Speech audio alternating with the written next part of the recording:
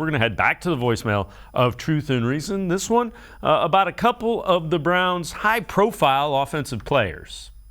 Yeah, this is Cherokee Ray, one of the Dog Pound founders, calling back again. I see the Amari Cooper on there, and I'd like to thank Amari Cooper and Nick Chubb and Ozzie Newsome and Mr. Clutch and all the players that just do their job and go back to the huddle or the sideline. I meet so many young people around Ohio that just do their job and go back home, and they love the Cleveland Browns, and we need more of that. People that just know their job, do it, and really appreciate that kind of attitude. And my question is, do you think we can get more players like that? Thank you.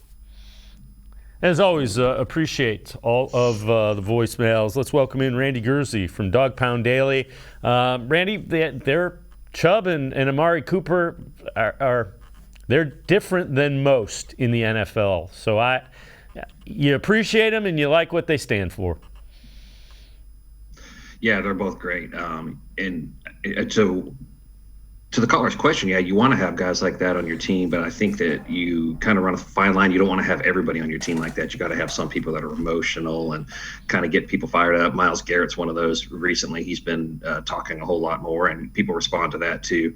Then the flip side of it, if you were to watch like with the Dallas Cowboys, everybody loved Amari Cooper.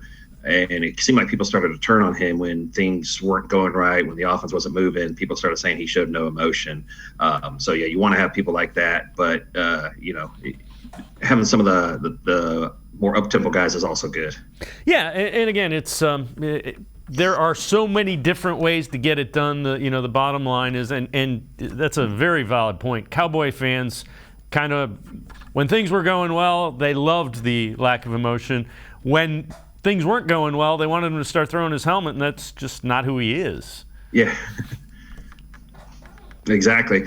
And I think sometimes you've got to have that guy that'll get other people a little bit fired up, that's going to point out when things aren't going the right way. And that was one of the things people loved about Baker Mayfield when he was with the Browns, is that he would kind of do that, would get people fired up. But, Myles Garrett's been stepping up and doing it, like I said. So as long as you have a little bit of 53 guys on the team, you got to have a little bit of difference there. And those two are definitely great for what they do, and it's nice having them.